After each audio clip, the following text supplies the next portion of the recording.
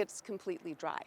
In Novato, California, Patricia Ravitch shows me a dry wildlife preserve that's right next to a Costco, which has plans to build a mega gas station with 14 pumps. Ravitch is part of a lawsuit aiming to stop the construction.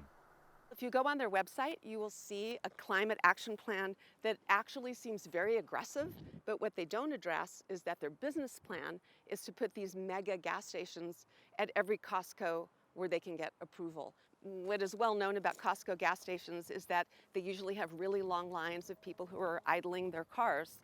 In the state of California, efforts to put the squeeze on the gasoline economy are finding some success. In March, Petaluma became the first U.S. city to ban the future construction of gas stations and the addition of new pumps to existing stations. The coalition opposing new gas stations, or CONGAS, started a movement in California's Sonoma County when a few people came together to stop the approval of a new fueling site. We just thought this was a one gas station, and we were celebrating, and then we heard about another gas station application several miles away, and then another one in Santa Rosa, and we began to realize that these gas stations are popping up all over the place, and we thought there shouldn't be new gas stations being built in 2021. In fewer than 6 months, the group's effort has produced major results. Sonoma County's Regional Climate Protection Authority just adopted a resolution urging the county and all of its cities to prohibit the construction of new gas stations. The reality is gasoline sales in California have been essentially flat for the last 10 years. And in fact, the governor has issued an executive order ending the registration of new gas-powered cars in California by 2035. So if I were a gas station developer, I would be looking at this stuff and thinking twice.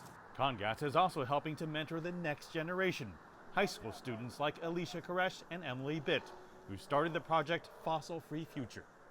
They regularly speak at city council meetings in their hometown of American Canyon, which has had temporary moratoriums on building new gas stations. It's important that we start reducing our carbon footprint now, because I'm only 17 years old, and we really don't have that much time since it's already starting to affect us to this extent now. What's it going to be like when I'm going to be in my 30s? Emily Bitt began looking for ways to fight climate change after wildfires destroyed the homes of 2 friends and forced her grandparents to evacuate. We actually found out that transportation is the largest contributor to climate change, especially in California. We want to hold people in positions of power responsible because they actually have the power to do something. So we thought it would be best to stop building new gas stations rather than asking people to invest in a different type of car, which will take years and years, when we can have this quick fix right now. The students hope it's just a matter of time before new gas station moratoriums not only become permanent, but also spread well beyond city and state lines. Mark New, CGTN, American Canyon, California.